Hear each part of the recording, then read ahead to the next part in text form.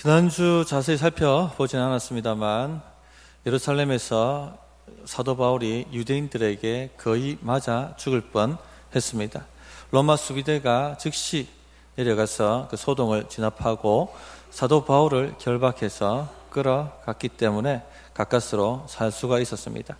끌려가던 사도 바울은 로마 장교에게 이 유대인들에게 말할 수 있는 기회를 달라 하고 요청을 합니다.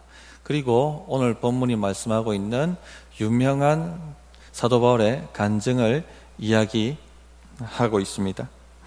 죽을 위기 속에서도 복음을 전하고자 하는 바울의 열정을 우리가 볼 수 있습니다. 사도행전에 사도 바울의 간증은, 구원 간증은 3번 나타납니다. 사도행전 9장에 사도 바울의 간증이 있었고 다루었습니다. 그리고 오늘 우리가 다룰 본문 22장에 나타나고, 두 번째 나타나고, 세 번째는 26장에 나타납니다. 사도행전에 사도 바울의 간증이 3번이나 나타난다 하는 것은 그만큼 중요하다는 의미입니다. 하나님께서 사도 바울의 구원 간증을 통해서 우리에게 주시고자 하시는 중요한 메시지가 있습니다. 그래서 오늘 사도 바울의 구원 간증을 자세하게 살펴보려고 합니다. 3단락으로 구성되어 있습니다. 예수님 만나기 전에 사도 바울, 예수님 만난 사도 바울, 예수님 만난 후에 사도 바울. 그래서 보통 우리가 간증할 때 예수님 만나기 전에 나, 예수님 만나는 그 과정에 나, 그리고 예수님 만나는 후에 변화된 나, 이렇게 간증시키곤 합니다. 먼저 예수님 만나기 전에 바울입니다. 3절을 보시기 바랍니다. 나는 유대인으로 길리기아 다소에서 났고 이 성에서 자라 가말리엘의 문화에서 우리 조상들의 율법에 엄한 교훈을 받았고 오늘 너희 모든 사람처럼 하나님께 대하여 열심히 있는 자라. 당시 유대교회는 샴마이 학파, 힐렐 학파라는 두 학파가 최고로 쳐주는 그런 자리에 있었습니다. 가말리엘은 그 중에서 힐렐 학파의 수장이었습니다. 그리고 유대인들에게는 존경받는 인격자였고 바리새파의 최고의 지도자 자리에 앉아있는 사람이었습니다. 그래서 사도행전 5장에도 보면 가말리엘이 등장합니다. 사내들인 공회에서 사도행전 5장 34절에 보면 바리새인 가말리엘은 율법 교사로 모든 백성에게 존경을 받는 자라. 어쨌든 바울은 가말리엘의 제자였습니다. 한마디로 말씀드리면 바울은 유대교에 대해서 최고의 교육을 받았다는 것입니다. 율법에 엄한 교훈을 받았고 유대교 율법 나도 알 만큼 알고 나도 해볼 만큼 해본 사람이다. 그러므로 내 말 좀 들어보라 하고 바울 사도께서 말씀하고 있는 것입니다. 지금 자신을 죽이려고 하는 유대 근본주의자들만큼 자신도 철두철미한 바리새인이었다 하는 것입니다. 바울은 회심 전에 바리새인 중에 바리새인이었습니다. 이것을 좀 더 신랄하게 표현하면 지독한 율법주의자였습니다.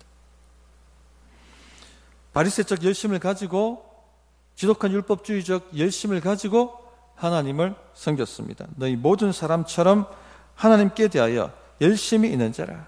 여기에 이 열심은 믿음으로 말미암는 열심이 아니라 율법주의적 열심입니다. 그의 그런 열정은 예수님 믿는 사람들을 죽이고 결박하는 데까지 이르게 됩니다. 4절을 보십시오. 내가 이 돌을 박해하여 사람을 죽이기까지 하고 남녀를 결박하여 옥에 넘겼노니.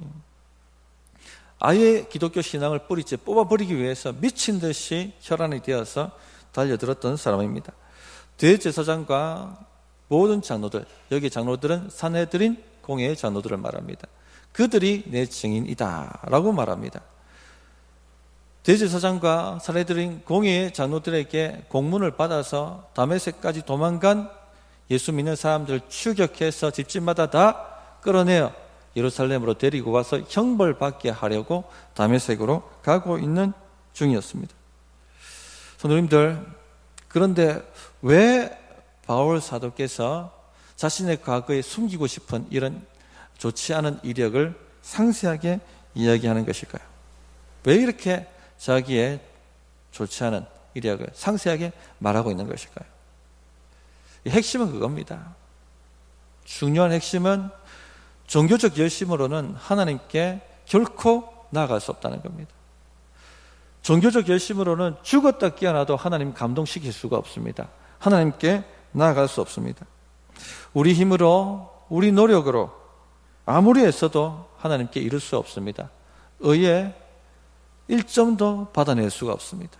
의에 이룰 수가 없습니다. 불교에서 공을 쌓는다는 표현을 쓰죠. 공을 쌓고 쌓아도 하나님께 이르지 못합니다. 선행에 선행을 더한다 할지라도 하나님 앞에 나아갈 수가 없습니다. 받아들여지지 않습니다. 사도 바울은 해봤다는 겁니다. 엄한 율법의 교훈을 받았고 나는 해볼 만큼 해봤고 내 노력과 내 열심으로 하나님께 이르기 위해서 달려가 본 사람이라고 말하고 있는 것입니다. 그것으로 하나님께 나가려고 하면요, 오히려 하나님께 나아가는 것이 아니라 하나님을 거부하고 핍박하는 자리까지 이르게 됩니다. 바울이 지금 그 간증하고 있는 것입니다. 자신의 종교적 열심이 하나님을 위한 것이 아니라 오히려 하나님을 박해했다, 하나님을 핍박했다라고 말하고 있습니다. 자신은 하나님을 향해서 열심을 내고 있다고 생각하겠지만 그러나 사실 하나님을 향해서 열심 내는 것이 아니라 오히려 그 반대입니다. 그 열심이 예수님을 십자가에 못 박아 죽게 하라고 소리쳤던 열심입니다. 이런 열심의 뿌리가 바로 율법주의입니다. 율법주의에 대해서 제가 계속해서 삼공부 때도 그렇고 설교 중간중간에도 말씀을 드립니다. 율법주의는 자신의 힘과 능력으로 율법을 철저히 지킬 수 있다라고 하나님이 아니라 자신을 믿는 신념입니다. 이 율법주의 열심은 교회를 파괴합니다. 교회를 흔듭니다. 교회를 망가뜨려 버립니다. 그래서 반드시 교회에서 뿌리 뽑아야 될 것이 바로 이 율법주의적 열심입니다. 하나님께 나아가는 것이 아니라 오히려 하나님을 거역하게 만들고 핍박하게 만들어 버립니다. 자신은 계명을 잘 지켜서 상당한 의에 이르렀다고 자부합니다. 그래서 늘 공로가 붙어 다닙니다. 나는 이런 공로를 가지고 있고 이런 공로를 행했다라고 자랑합니다. 입만 열면 내가 뭘 했다라고 이야기합니다. 이런 말을 달고 삽니다. 표면적인 신앙생활은 열심을 부립니다. 표면적인 계명 준수, 여기에는 목숨을 겁니다. 그러나 진짜 해야 할 것, 사랑하고 섬기는 것은 하지 않습니다. 약합니다. 이것이 바로 율법주의입니다. 장로 투표 두세 번 떨어지신 분이 계셨습니다. 표면적으로는 이분은 아주 열심히 분입니다. 전도도 열심히 하시고 목자 사역도 열심히 하셨고 교회 봉사는 빠진 것이 없었어요. 교회 봉사가 있는 날이면 어김없이 나타나시는 분이 바로 이분이셨습니다. 그런데 자기보다 좀 못하시는 분, 이런 분들한테 굉장히 고압적인 자세로 행동했습니다. 또 자신에게 어떤 권한이 주어지면 자신의 권한 밑에 있는 사람들은 하대했습니다. 많은 사람들이 이분 때문에 힘들어했어요. 말이 통하지 않고 답답하고 자신의 사정은 몰라주고 정죄만 하고 왜 따라오지 못하느냐고 정죄하기만 했습니다. 투표를 하면 표가 나오지 않았습니다. 결과가 그런 걸 받아들이지 못하고 분노합니다. 왜 사람들이 나를 몰라주나? 왜 하나님이 나를 몰라주냐? 나를 뽑아주면 내가 목사님 사역, 목회에 정말 도움이 될 텐데 그렇게 말씀하시곤 하셨습니다. 그런데 이런 분 뽑으면요 교회 망가집니다. 왜냐하면 종교적 열심으로 섬기고 있기 때문에 그래요. 자신은 하나님을 사랑한다고 말씀하겠지만 그건 하나님 사랑하는 것이 아니라 자기를 사랑해서 하는 겁니다. 또 하나님의 능력으로 하는 것이 아니라 자기 힘으로 하고 있는 자기 힘으로. 이런 것이 굉장히 무섭습니다. 이런 종교적 열심이 무서운 것이 쉽게 폭력으로 변하기 때문에 그렇습니다. 우리가 잘 알고 있는 것처럼 이슬람 근본주의자들 자살폭탄 테러를 일삼습니다. 자기하고 신념이 다르면, 자기하고 생각이 다르면 죽여야 될 적입니다. 그리고 뭐라고 얘기합니까? 알라를 위하여라고 얘기합니다. 그리고 그런 전쟁을 거룩한 전쟁이라고 얘기합니다. 무고한 수많은 사람들을 죽이면서도 전혀 죄책감이 없습니다. 딸이 다른 종교를 가진다든지 다른 종교를 가진 사람하고 결혼하면 명의의 살인을 합니다. 가족에 대한 애틋한 사랑도 없는 거예요. 기독교 근본주의도 마찬가지입니다. 하나님을 위해서라고 말하겠지만 오히려 하나님을 방해합니다. 중세시대 때 십자군 전쟁이 그래 했죠. 십자군 전쟁이 일으켜서 예수를 믿지 않으면 다 죽여버렸습니다. 개종하지 않으면 칼로 목베임을 당했습니다. 수많은 사람들이 죽었죠. 하나님을 위한다고 했겠지만 오히려 복음이 증거되는 것을 방해했습니다. 지금 이슬람 근본주의자들이 기독교에 대해서 증오하는 것은 그때 그렇게 치열하게 당했기 때문에, 지독하게 당했기 때문에 기독교인들한테. 그래서 지금 이를 갈고 있는 것이죠. 종교적 열심으로는요 절대 하나님께 나갈 수 없습니다. 하나님을 감동시킬 수 없어요. 오직 우리를 위해 죽어주신 예수님의 은혜로 나가셔야 됩니다. 매주일 우리 성도님들이 은혜를 받으셔야 돼요. 자기 힘으로, 자기 열심으로 섬기실 게 아니라 은혜를 받아서 섬기셔야 됩니다. 매주일 은혜를 받으셔서 마음이 몰랑몰랑해지셔야 돼요. 부들부들 부드러워지셔야 됩니다.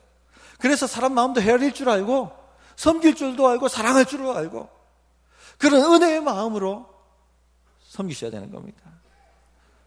은혜를 받으시기 바랍니다. 두 번째, 예수님을 만난 바울입니다. 살기 등등해서 다메섹으로 가고 있던 사도 바울에게 예수님께서 찾아오셨습니다. 정오쯤 되었을 때 가장 태양빛이 밝을 그때에 강력한 빛이 사도 바울 일행을 비추었습니다. 그와 동행하던 동행들도 그 빛을 보았고 또 어떤 소리를 들었습니다. 사도행전 9장에 보면 소리를 들었다고 얘기합니다. 그러나 정확한 주의 음성을 듣지는 못했습니다. 사도 바울만, 오직 사도 바울만 그 빛 가운데 거하시는 예수님을 만났고 그리고 예수님의 음성을 정확하게 들었습니다. 어떤 음성을 들었느냐? 7절 8절입니다. 내가 땅에 엎드려져 들으니 소리 있어 이르되 사울아 사울아 내가 왜 나를 박해하느냐 하시거늘 내가 대답하되 주님 누구시니까 하니 이르시되 나는 내가 박해하는 나사렛 예수라 하시더라. 이 순간 바울은 큰 충격을 받았을 뿐만 아니라 말씀이 열리는 경험을 하게 됩니다. 바울은 지금 자신이 하나님을 만났다는 것을 깨달았습니다. 바울은 구약의 정통한 학자입니다. 이사야가 하나님을 만났을 때 그 쉐키나 영광이 강력하게 비쳤던 것을 그는 알고 있었습니다. 아, 지금 하나님의 영광이 나를 비추고 있구나. 하나님의 임재의 영광이 나를 찾아오셨구나. 하나님이시구나.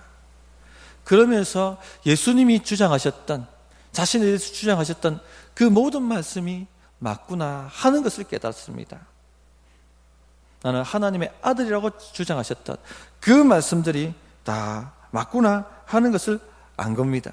구약에서 증거했던 오리라고 하신 그 메시아가 바로 예수님이시구나. 그러면서 메시아 본문들이 다 풀리기 시작한 것입니다.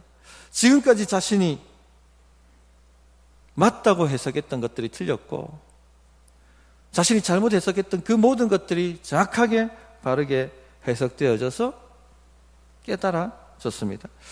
사실 성도님들, 우리가 매주일 다메섹에 예수님의 만남이 일어나야 합니다. 다메섹에서 예수님과의 만남은 결론적으로 말씀드리면 궁극적으로 말씀과의 만남입니다. 말씀이 깨달아진 것입니다. 구약이 깨달아졌습니다. 그동안 풀리지 않던 메시아 본문이 깨달아진 것입니다. 환하게 밝아온 것이죠. 성도님들, 자신의 머리로, 자신의 지혜로 살아가면 안 됩니다. 인생이 되지 않습니다. 제대로 될 수가 없습니다. 말씀과 만남이 있어야 되는 거예요. 하나님의 지혜가 임해야 됩니다. 그제야 눈이 열립니다.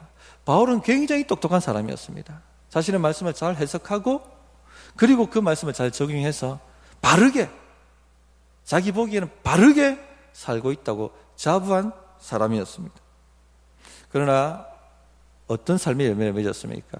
하나님을 위하여 사는 게 아니라 오히려 하나님을 핍박하고 예수 믿는 사람들을 잡아 죽이는 자리까지 가게 된 것입니다.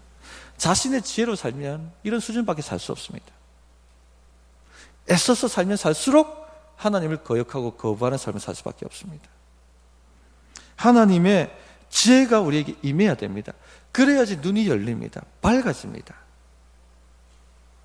그래서 말씀 들을 때 하나님 아버지 듣는 귀와 마음 문을 열어주십시오. 마음의 눈을 열어주십시오. 이렇게 기도하지 않습니까? 하나님 만나주십시오. 이 마음을 가지고 예배 자리에 나오셔야 됩니다. 그러면 우리에게도 다메섹의 만남이 일어납니다. 우리가 신앙생활하는 것, 우리의 잘남으로 신앙생활하는 것이 아니죠. 우리의 노력으로 신앙생활하는 것도 아닙니다. 우리 열심으로 하는 것도 아닙니다. 하나님의 지혜로 해야 됩니다. 하나님이 열어주시는 말씀에 순종함으로 하는 것이 신앙생활이에요. 이게 세상살이입니다. 그러면은 됩니다. 그렇기 때문에 말씀을 사모하시고 말씀 듣는 자리를 사수하셔야 됩니다. 주일 성수 목숨 걸고 해보십시오. 인생 됩니다. 근데 그 사모함이 없다는 게 문제죠. 자꾸 자신의 지혜로 살아가려고 하니까 인생이 막히는 겁니다. 결정적 순간에 돌파하지 못하고 그 자리를 맴맴 도는 겁니다. 주님 만나고 싶습니다. 주님 만나 주십시오. 이 사모하는 마음을 가지고 주님 말씀 듣는 자리를 사수해 보시기 바랍니다. 또 말씀을 조금씩이라도 매일매일 읽으시기 바랍니다. 많은 사람들이 말씀을 읽지 않고 덮어놓고 삽니다. 바쁘다는 핑계를 가지고. 바쁘지 않아요. 실제 말씀 못 읽은 만큼 바쁜 사람 없습니다. 한 달 동안 내가 마가복음을 다 읽겠다. 충분히 읽을 수 있습니다. 마가복음 16장밖에 안 되고 가장 짧은 복음서입니다. 일주일에 한 장씩만, 일주일에 4장만 읽으면 다 읽을 수 있어요. 한 달 만에. 핑계예요, 핑계. 말씀과 만남이 없는데 어떻게 인생이 됩니까? 주님 만나고 싶습니다 하고 말씀을 읽어야지 다메섹이 일어나고 그리고 인생이 열리고 해결되어지고 풀릴 텐데 말씀을 읽지 않으니까 말씀과 만남이 일어나지 않는 거예요. 말씀과 만남이 일어나야 인생이 됩니다. 구하고 찾고 두드리십시오. 그런 자에게, 구하는 자에게 얻게 되고 만남 받게 열리는 역사가 나타나게 됩니다. 성도님들 보십시오. 바울은 예수님 만나기 전에 핍박자였습니다. 앞뒤가 꽉 막힌 율법주의자였고 대화가 안 되는 사람이었고 자기 열심에 미친 사람이었고 교만하고 자신만만한 사람이었습니다. 그런데 예수님께서 이 율법주의자에다 꽉 막힌 사람이에요. 대화 안 되는 사람, 자신만만하고 교만한 바울을 만나주셨죠. 만나니까 어떤 역사가 나타납니까? 사람이 변합니다. 인생이 바뀝니다. 사명자가 됩니다. 가망 없는 사람은 없습니다. 사도 바울이 바뀌었다면 가망 없는 사람이 없습니다. 우리 주변에도 보면요, 앞뒤가 꽉 막힌 사람, 대화 안 되는 사람이 있고요, 자신만 옳다고 똑똑하다고 자부하고 교만하게 떠는 사람들이 있습니다. 가망 없어 보이지만 이런 사람도 주님 만나면 변화되고 바뀔 수가 있습니다. 심지어 핍박하는 사람도 주님 만나면 변화되고 사명자가 될 수 있습니다. 그러므로 포기하지 말고 기도하시기 바랍니다. 참회록을 지으신 분이 바로 성 어거스틴이죠. 성 어거스틴 몇 번 말씀드렸습니다만 예수님 만나기 전에 남봉꾼의 사생아도 둔 남봉꾼의 술주정뱅이의 만이교 강신자였습니다. 그의 어머니 모니카가 수십 년 눈물 흘리며 기도했습니다. 하나님, 제 아들 만나 주십시오. 하나님, 제 아들 좀 만나 주십시오. 어느 날 술 먹고 백주제 누워 자던 그에게 주님이 찾아와 주셨어요. 그렇게 만나니까 어떻게 됩니까? 그 남봉꾼의 주정뱅이의 만이교 강신자가 성 어거스틴으로 변합니다. 중세 최고의 신학자였고 주교로 바뀌게 됩니다. 가망 없는 사람은 없어요. 그래서 여기서 나오는 얘기가 유명한 얘기가 있죠. 어머니의 눈물의 기도는 결코 땅에 떨어지지 않는다. 사도 바울이 바뀌었다면, 어거스틴이 바뀌었다면 가망 없는 사람은 없습니다. 하나님이 만나주시면 됩니다. 그러므로 포기하지 말고 기도하시기 바랍니다. 성도님들, 또 어떤 흉악한 죄라도 주의 보혈이 씻기지 못할 죄가 없다 하는 것을 말씀하고 있습니다. 알려주는 것이죠. 사도 바울은 죄인 중에 괴수였습니다. 사람 죽인 사람이었습니다. 그런 사도 바울도 그 죄가 씻겨지고 사명자가 될 수 있다면 어떤 죄라도 예수의 피가 씻기지 못할 죄는 없다는 것입니다. 과거에 지은 죄 때문에 혹은 지금도 계속해서 반복하여 짓는 죄 때문에 깊은 죄책감에 씨름하시는 분이 계십니까? 예수님께 나오시면 됩니다. 주님 만나면 해결됩니다. 마귀의 정죄에 눌려서 고통하시는 분이 계십니까? 그 죄 때문에 질병도 얻고 삶도 망가지고 사업도 망하고 그렇게 가망 없는 신세가 되신 분들이 있습니까? 주님 만나면 해결됩니다. 주님 만나면 동이 서에 선 것처럼 죄를 옮겨주시고 진홍보다도 진했던 그 죄가 눈보다도 맑게 하얗게 씻겨지게 됩니다. 예수님 만나면 되는 거예요. 또 그 자리에 그대로 머물러서 성장하지 못하시는 분들 많이 계십니다. 사도 바울을 성장시켜 주셨다면, 대사도로 만들어 주셨다면 가망 없는 사람은 없습니다. 예수님 만나느냐 안 만나느냐 그 문제일 뿐이에요. 저도 처음 예수님 만나고 난 다음에 성도 간의 교제를 잘 하지 않았습니다. 사람을 알아간다는 것, 만난다는 것은 위험한 일이죠. 상처받을 수 있고 상처 줄 수 있습니다. 또 에너지가 많이 들어요. 그래서 보통 사람들은 귀찮아서 성도의 교제를 하지 않습니다. 그러나 그렇게 지나면 성장이 없습니다. 늘 그 자리에 그대로 머뭅니다. 몇 년이 지나도 그 자리에 그대로 머뭅니다.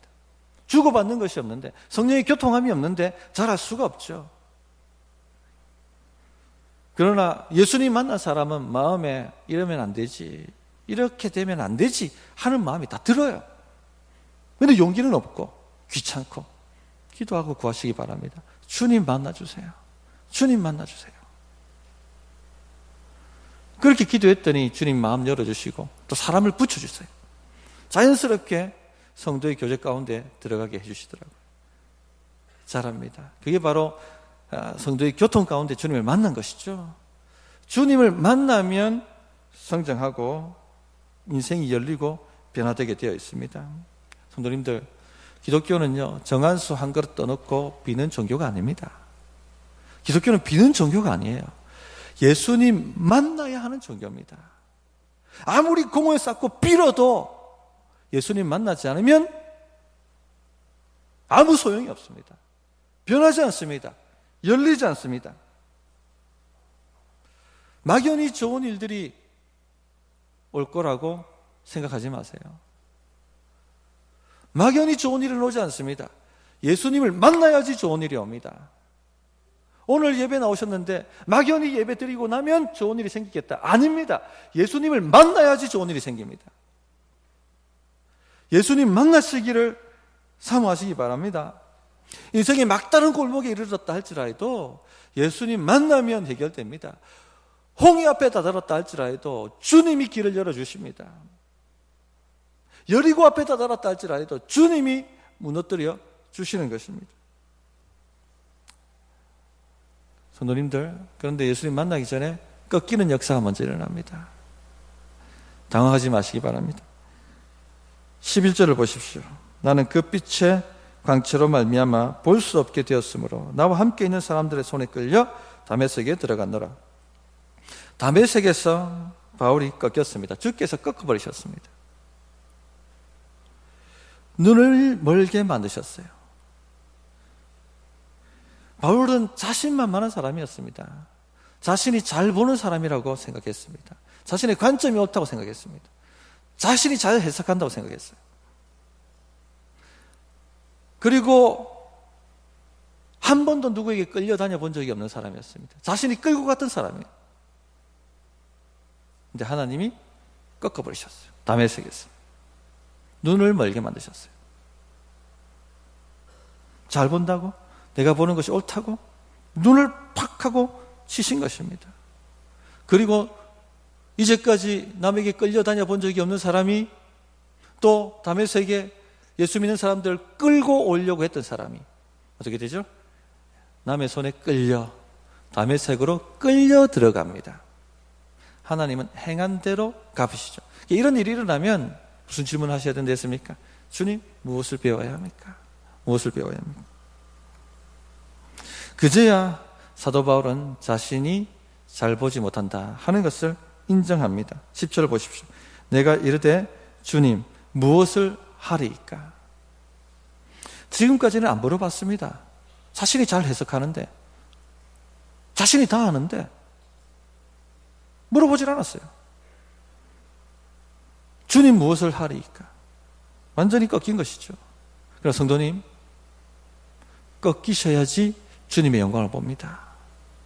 꺾이셔야지 주님의 영광을 봅니다. 절대 겸손하지 않고서는요, 예수님을 알 수가 없어요. 체험할 수가 없습니다. 그래서 로마서 첫 장부터 무엇을 다루는지 아십니까? 전적 타락을 다룹니다. 하나님 아버지, 저는 죄인입니다. 저는 무능한 사람입니다. 은혜가 필요합니다. 불쌍히 여겨주시고 도와주십시오. 이것이 되어야지 예수님이 보이고 예수님을 만나게 되는 겁니다. 칼빈이 기독교 강요에서 이런 말씀을 하세요. 하나님을 아는 지식은 나를 아는 지식과 연결되어 있다. 하나님을 아는 지식은 나를 아는 지식과 연결되어 있다. 자신이 얼마나 비참한 죄인인지, 자신이 얼마나 가망 없는 사람이고 무능한 사람인지 그것을 알면 알수록 하나님이 보인다는 겁니다. 내가 은혜 아니면 살아갈 수 없는 죄인이라는 것을 알면 알수록 하나님을 경험한다는 겁니다. 세월이 많이 흘렀습니다. 마땅히 선생되어야 될 터인데, 그러나 여전히 그 자리에 머물고 계신 분이 있어요. 왜 그렇습니까? 자신이 어떤 처지에 있는지 모르기 때문에 그래요. 자신이 얼마나 비참한 존재인지를 모르기 때문에 그렇습니다.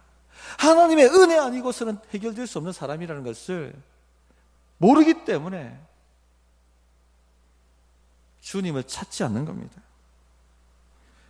자신이 어떤 처지에 있다는 것을 깨닫는다면 하지 말라고 해도 하나님을 찾고 또 찾을 것입니다. 그러면 만나게 됩니다. 사슴이 시냇물을 찾기에 갈급한 같이 내가 주를 찾기에 갈급하나이다. 이 고백이 나오게 되어 있습니다. 성도님들 간절해지셔야 돼요. 간절해지셔야 돼요. 그런데 많은 분들이 간절함이 없어요. 지금 내가 어떤 처지인지를 모른다는 얘기입니다. 모르기 때문에 마시지를 않습니다. 성도님들 이미 은혜가 주어져 있습니다. 주님 은혜 주십시오 할 필요도 없어요. 이미 예수님이 십자가에서 피 흘려 주셨어요. 하늘에 신령한 모든 복을 이미 값주고 준비해 놓으셨습니다. 하나님 복 주세요라고 구할 필요도 없어요. 이미 값주고 우리에게 베풀어 주셨단 말입니다. 그런데 왜 받아 누리지 못합니까? 갈급함이 없기 때문에, 목마름이 없기 때문에 찾지를 않습니다. 누구든지 목마르거든 내게로 와서 마시라고 초청장도 발부되었습니다. 주님이 지나가시는데, 이 주님만 만나면 인생 바뀌고 삶이 열리는데, 주님이 지나가시든 말든 붙잡질 않습니다. 자기 처지를 모르고, 그러니까 갈급함도 없고 그냥 지나쳐가 버리시는 거예요. 아무 일도 일어나지 않습니다. 세월이 지났지만 아무 일도 일어나지 않습니다. 수많은 세월이 더 지나도 아무 일도 일어나지 않을 것입니다. 곧 있으면 우리가 죽음 앞에 이르게 될 겁니다. 그러나 계속 그 자리에 있다면 아무 일도 일어나지 않을 것입니다. 소경 바디메오를 보십시오. 왜 소경 바디메오 이야기가 성경에 기록되어 있습니까? 갈급해지라는 것입니다. 주님이 지나가실 때 소경바디메오는 자신의 처지를 알았어요. 눈 멀은 자리라는 것을 알았어요. 이대로 살고 싶지 않다는 걸 알았습니다. 주님 지나가시기 때문에 갈급해서 주여, 주 다윗의 자손이여, 나를 불쌍히 여겨주십시오. 주님을 불러 세웠습니다. 주님을 불러 세우는 자는 누구든지 주님을 만나게 돼요. 주님 만나 주십니다. 주님 만나자 어떤 일이 일어납니까? 어둡던 인생이 환하게 밝아옵니다. 한 번도 본 적이 없던 눈이 환하게 밝아옵니다. 인생이 바뀌는 겁니다. 마지막입니다. 예수님 만난 후에 변화가 일어납니다. 예수님을 만난 사람은요, 사명으로 이끌림 받게 되어 있습니다. 주님을 만났다는 것은 이제 어떻게 주를 위해 살 것인가 하는 것으로 반드시 이끌림 받게 되어 있습니다. 14절을 보십시오. 그가 또 이르되 우리 조상들의 하나님이 너를 택하여 너로 하여금 자기 뜻을 알게 하시며 그 의인을 보게 하시고 그 입에서 나오는 음성을 듣게 하셨으니 하나님을 너를 택하여, 하나님이 택하지 않고서는요 주님 만날 수가 없습니다. 자기 뜻을 알게 하시며 그 의인, 여기 예수님을 말씀하시죠, 보게 하시고, 주님이 만나주시고 선택하신 것은요 목적이 있기 때문에 그렇습니다. 15절을 보십시오. 내가 그를 위하여 모든 사람 앞에서 내가 보고 들은 것의 증인이 되리라. 예수님을 증거하는 사람을 택함을 받는 것입니다. 우리가 사도 바울처럼 대사도로 부름을 받지는 않았지만, 그러나 크든 작든 어떤 환경과 처지로 보냄을 받았든지 간에 우리는 예수님을 증거하는 사람으로 부름을 받았습니다. 이것이 바로 우리의 기본적인 사명입니다. 많은 사람들에게 예수 믿는 본을 보여주셔야 되는 거예요. 이게 빛을 비추는 겁니다. 힘들고 어려울 때 하나님을 의지하고 하나님의 도우심으로 문제 해결해내는 것을 보여주셔야 됩니다. 하나님이 전능하시고 자신의 백성들을 건지시고 구원하신다는 것을 세상 사람들이 경험하도록 믿음의 본을 보여주셔야 됩니다. 환난 중에 즐거워하고 소망을 가지고 살아가는 모습을 보여주셔야 됩니다. 너희는 그렇게 어려운데 왜 그렇게 기뻐하고 왜 그렇게 소망 가지고 사는데? 라고 물어볼 때 성경이 뭐라고 얘기합니까? 그 소망에 대해서 증거하라고 얘기하죠. 그런 삶을 살아가는 것이 바로 우리의 사명입니다. 예수님 만난 사람은 반드시 이 사명을 하지 말라 해도 하게 되어 있습니다. 말씀을 정리하겠습니다. 첫째, 종교적 열심으로는 아무리 애써도 하나님께 이르지 못합니다. 오히려 하나님을 거역하고 거절하게 됩니다. 내 힘으로, 내 노력으로, 내 실력으로, 내 공로로 하나님을 감동시킬 수 없습니다. 의에 이를 수 없습니다. 둘째, 예수님 만나야 합니다. 궁극적으로 말씀이 내 마음에 부딪혀오고 깨달아져야 됩니다. 말씀이 내 마음을 환하게 비추셔야 됩니다. 그게 바로 다메섹의 경험입니다. 솔직히 다메섹에서 말씀이 깨달아지지 않았다면 사도 바울 변하지 않습니다. 그냥 신비적 체험만 했다면 깨달아지잖아요. 말씀이 깨달아졌기 때문에 변하는 겁니다. 말씀과 만남이 일어나야 됩니다. 사모하시기 바랍니다. 주님 만나 주십시오 하고 사모해 보시기 바랍니다. 그럴 때 꺾이는 역사가 먼저 일어난다 하는 것 아시기 바랍니다. 셋째, 주님과 만나면 사명으로 우리를 이끕니다. 주님을 증거하는 삶을 살게 만듭니다. 어떻게 결단해야 될지 1분간 기도하겠습니다.